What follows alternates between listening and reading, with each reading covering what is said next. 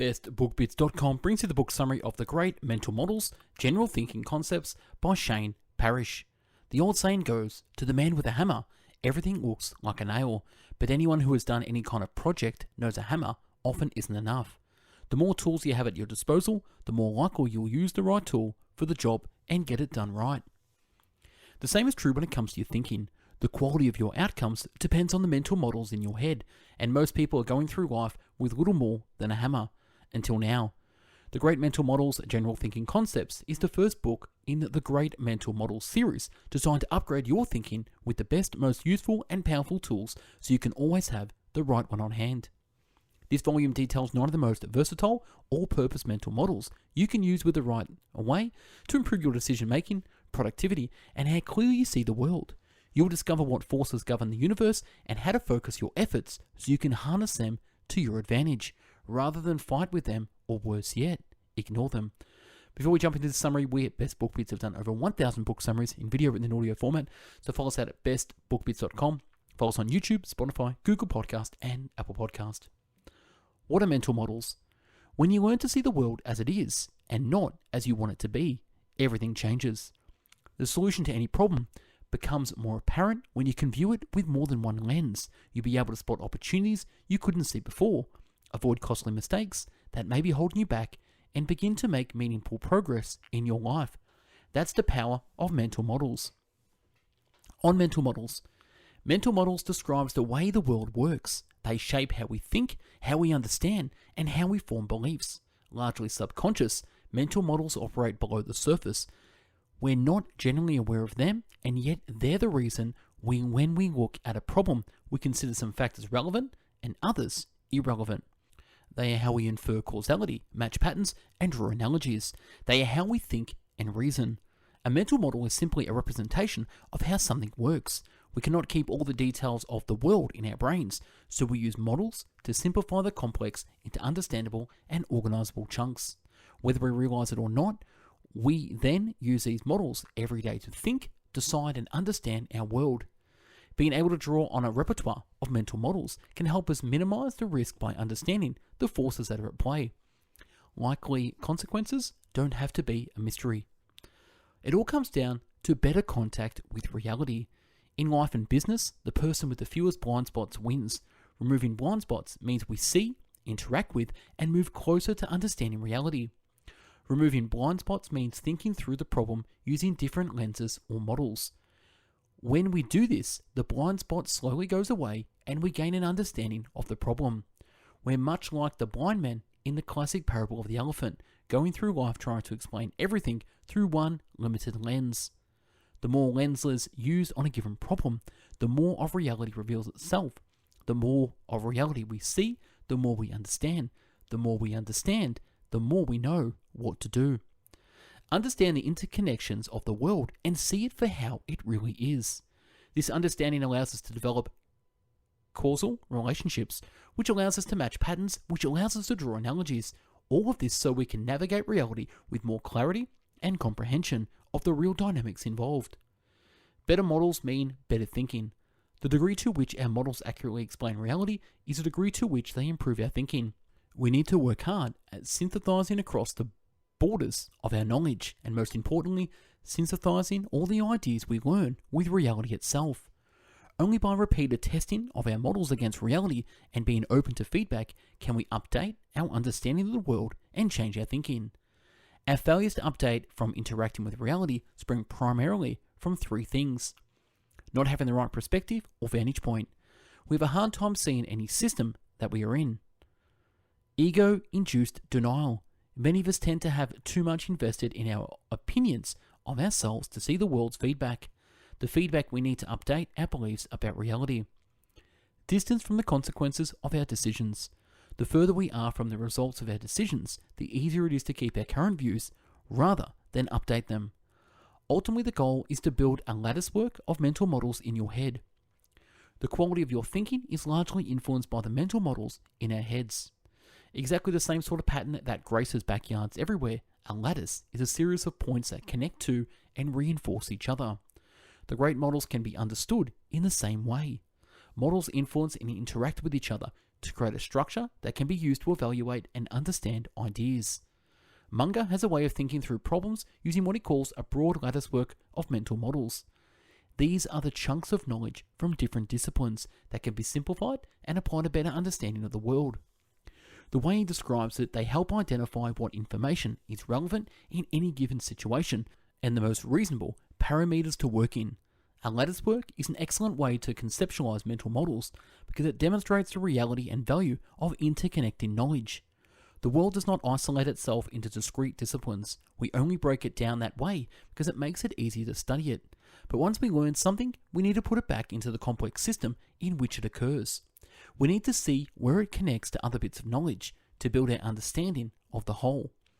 This is the value of putting the knowledge contained in mental models into a latticework. The map is not the territory. The map of reality is not reality. Even the best maps are imperfect. That's because they are reductions of what they represent. About the map is not the territory mental model. In other words, the description of things is not the thing itself. The description of the thing is not the thing itself. The model is not reality. The abstraction is not the abstracted. The only way we can navigate the complexity of reality is through some sort of abstraction. Models are most useful when we consider them in the context they are created. We must use some model of the world in order to simplify it and therefore interact with it. We cannot explore every bit of territory for ourselves. We can use maps to guide us, but we must not let them prevent us from discovering new territory or updating our existing maps. We can't use maps as dogma. Maps and models are not meant to live forever as static references. The world is dynamic. As territories change, our tools to navigate them must be flexible to handle a wide variety of situations or adapt to the changing times. If the value of a map or model is related to its ability to predict or to explain, then it needs to represent reality.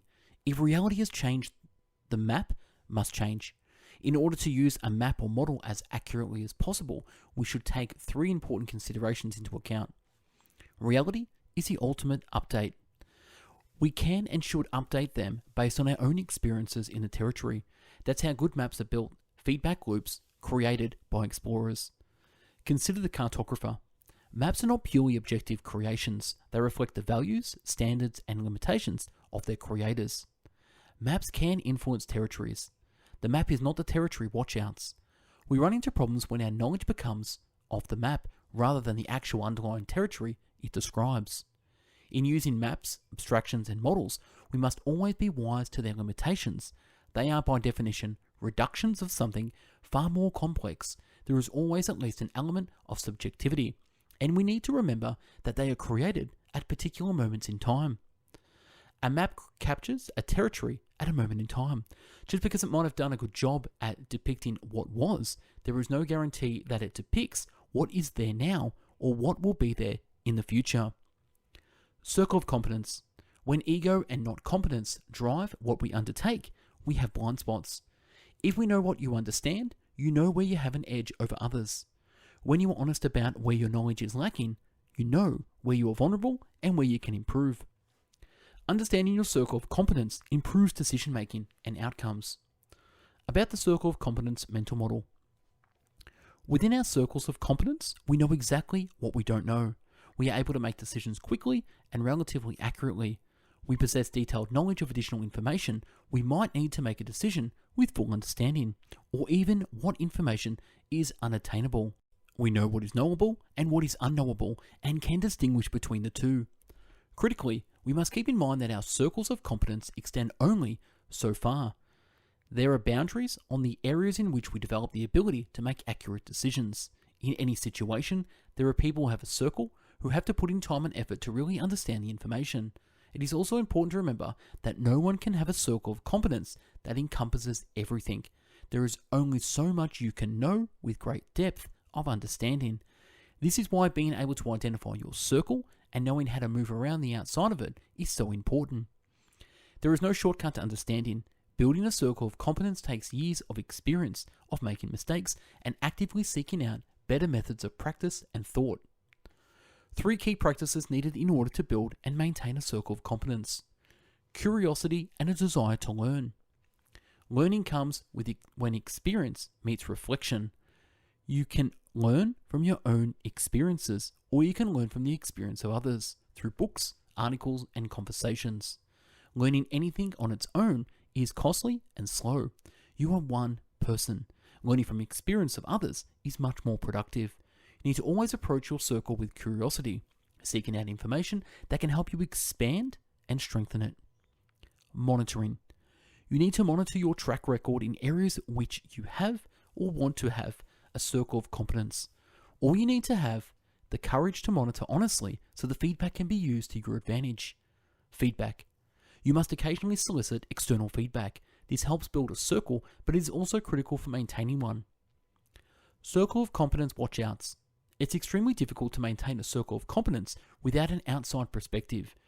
We usually have too many biases to solely rely on our own observations. It takes courage to solicit external feedback. So if defensiveness starts to manifest, focus on the result you hope to achieve. One of the essential requirements of a circle of competence is that you can never take it for granted. You can't operate as if a circle of competence is a static thing, that once attained is attained for life. The world is dynamic, knowledge gets updated, and so too must your circle. First principles thinking. First principles thinking is one of the best ways to reverse engineer complicated situations and unleash creative possibility. Sometimes called reasoning from first principles, it's a tool to help clarify complicated problems by separating the underlying ideas or facts from any assumptions based on them. What remain are the essentials. About the first principles thinking model.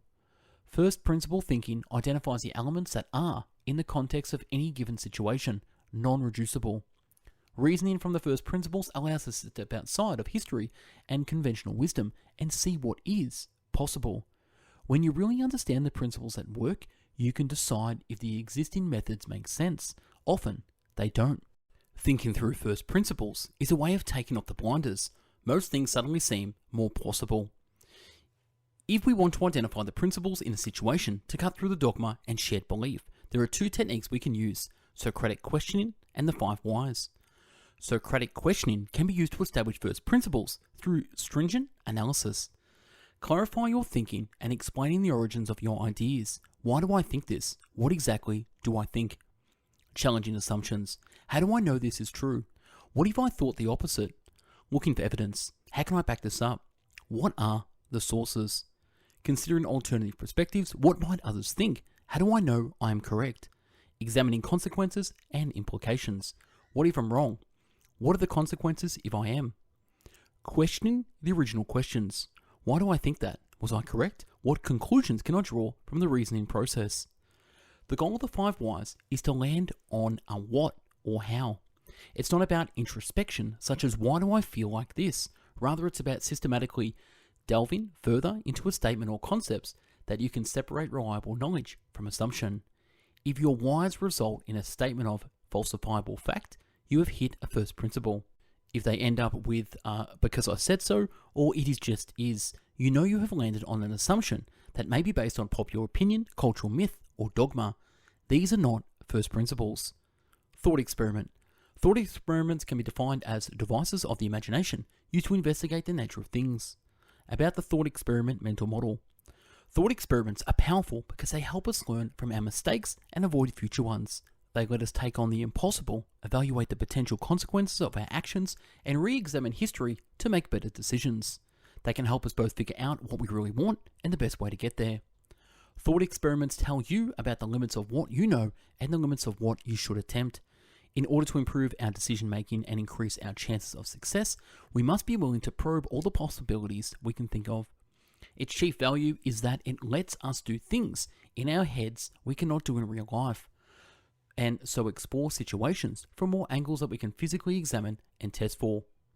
Thought experiments are more than daydreaming. They require the same rigor as a traditional experiment in order to be useful. One of the real powers of thought experiments is that there is no limit to the number of times you can change a variable to see if it influences the outcome. Much like the scientific method, a thought experiment generally has the following steps. Ask a question, conduct background research, construct hypothesis, test the thought experiments, analyze the outcomes and draw conclusions, compare the hypothesis and adjust accordingly, new question, etc. A few areas in which thought experiments are tremendously useful. Imagining physical impossibilities. Reimagining history. Intuiting the non-intuitive. Second order thinking. Almost everyone can anticipate the immediate results of their actions. This type of first order thinking is easy and safe, but it's also a way to ensure you get the same results that everyone else gets. Second order thinking is thinking further ahead and thinking holistically.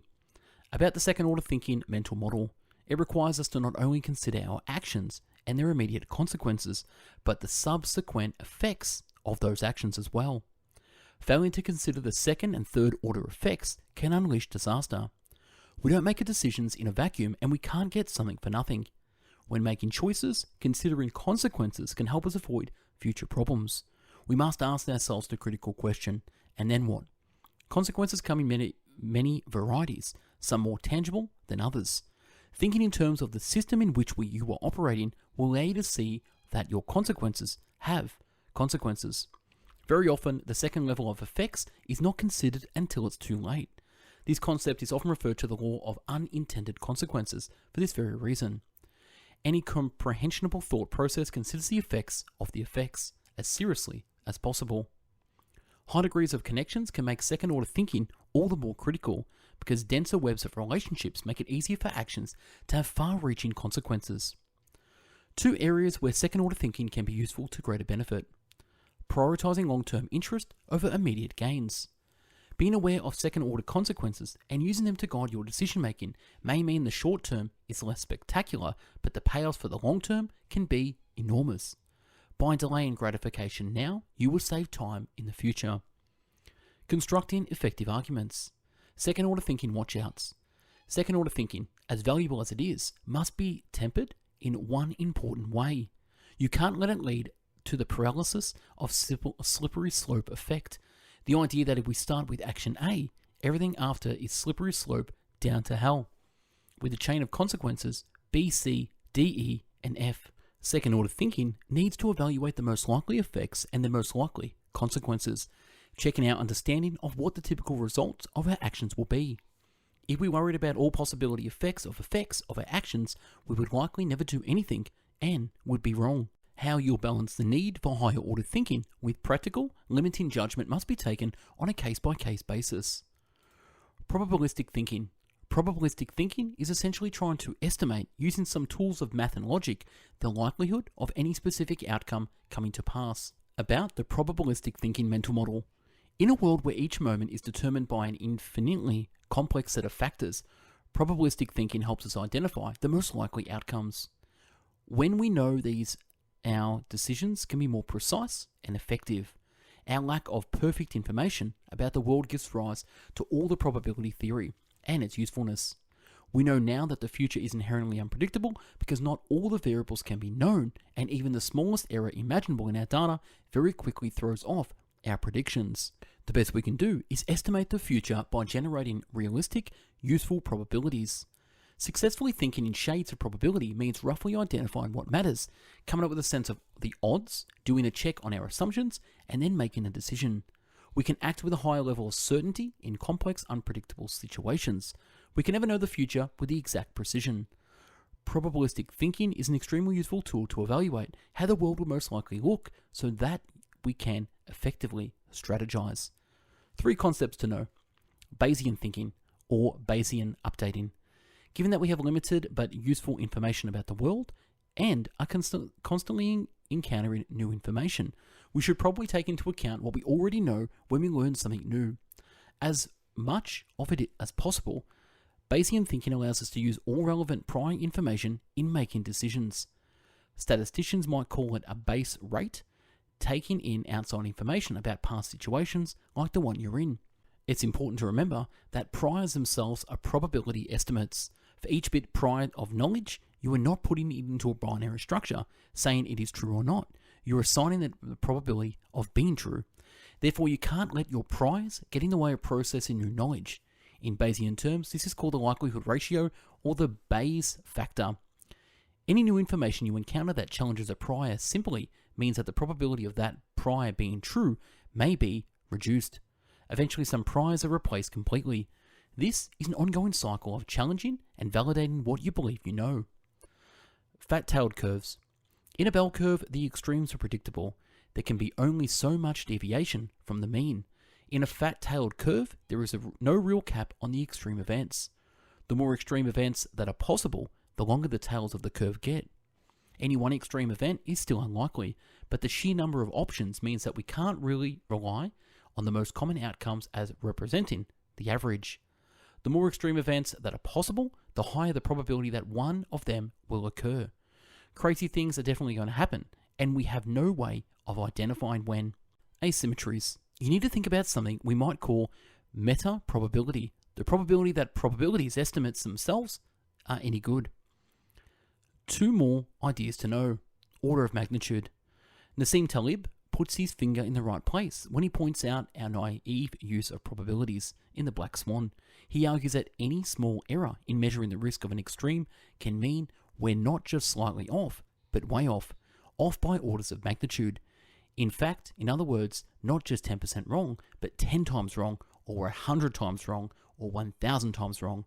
Sometimes we thought we could only happen every 1,000 years might be likely to happen in any given year. This is using false prior information and results in us understanding the probability of the future distribution being different. Antifragility. We can think about three categories of objects: ones that are harmed by volatility and unpredictability, ones that are neutral to volatility and unpredictability, and finally, ones that benefit from it. The latter category is antifragile, like a package that wants to be mishandled, up to the point certain things benefit from volatility, and that's how we want to be. Why?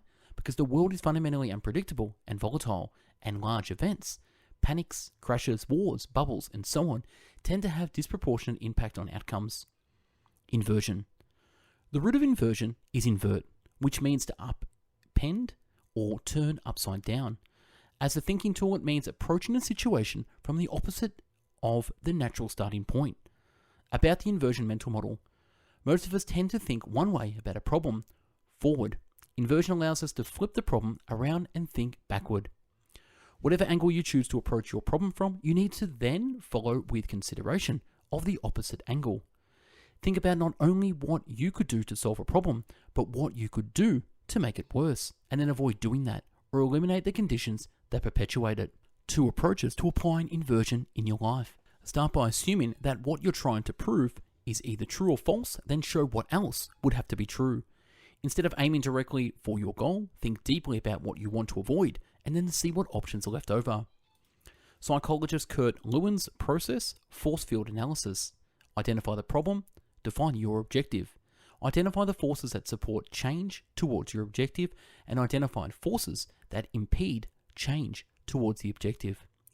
Strategize the solution. This may involve both argumenting or adding to forces in the step 3, and reducing or eliminating the forces in step 4.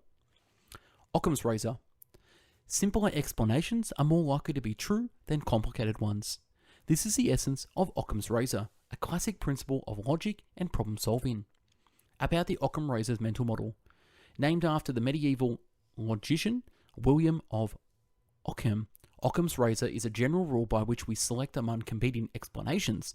Occam wrote that a polarity is not to be posited without necessity, essentially that we should prefer the simplest explanation with the fewest moving parts. They are easier to falsify, easier to understand, and generally more likely to be correct. Occam's razor is not an iron law, but a tendency and a mind frame you can choose to use.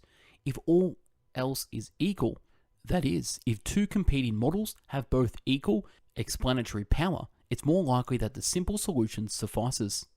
Occam's razor is a great tool for avoiding unnecessary complexity by helping you identify and commit to the simplest explanation possible. Why are more complicated explanations less likely to be true? Take 2 competing explanations, each of which seem to be equally explain a given phenomenon. If one of them requires the interaction of 3 variables and the other interaction of 30 variables, all of which must have occurred to arrive at the stated conclusion, which of these is more likely to be in error? If each variable has a 99% chance of being correct, the first explanation is only 3% likely to be wrong. The second, more complex explanation is about 9 times as likely to be wrong, or 26%. The simpler explanation is more robust in the face of uncertainty. Occam's razor's watchouts. One important counter to Occam's razor is the difficult truth that some things are simply not that simple. Simple as we wish things were.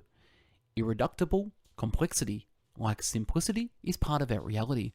Therefore, we can't use this razor to create artificial simplicity. If something cannot be broken down any further, we must deal with it as it is. Hanlon's razor. Hanlon's razor states that we should not attribute to malice that which is more easily explained by stupidity. About Hanlon's razor mental model. Failing to prioritize stupidity over malice causes things like paranoia. Always assuming malice puts you at the center of everyone else's world. This is an incredibly self-centered approach to life. In reality, for every act of malice, there is almost certainty far more ignorance, stupidity, and laziness. Hanlon's razor demonstrates that there are fewer true villains than you might suppose. What people are is human, and like you, all humans make mistakes and fall into traps of laziness, bad thinking, and bad incentives. This model reminds us that people do make mistakes. It demands that we ask if there is another reasonable explanation for the events that have occurred. The explanation most likely to be right is the one that contains the least amount of intent.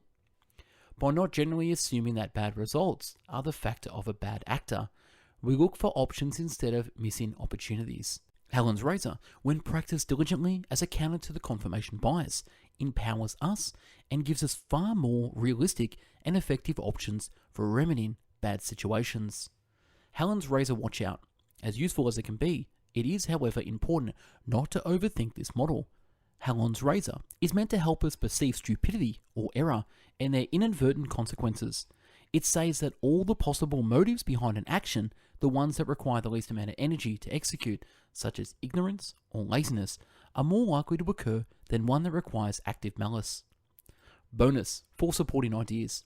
1. 3 buckets of knowledge. 2. Falsibility. 3. Necessity and sufficiency. And 4. Causation versus correlation. 1. 3 buckets of knowledge. The larger and more relevant the sample size, the more reliable the model based on it is. Peter Kaufman says, every statistician knows that a large, relevant sample size is their best friend. What are the 3 largest, most relevant sample sizes for identifying universal principles? Bucket number 1 is inorganic systems, which are 13.7 billion years in size. It's all the laws of math and physics, the entire physical universe. Bucket number 2 is organic systems, 3.5 billion years of biology on Earth. And a bucket number 3 is human history. You can pick your own number. I picked 20,000 years of recorded human behavior. Those are the 3 largest sample sizes we can access and the most relevant. 2. Falsibility. Falsification is the opposite of verification. You must try to show that the theory is incorrect, and if you fail to do so, you actually strengthen it. Science requires testability. The idea here is that if you can't prove something wrong, you can't really prove it right either.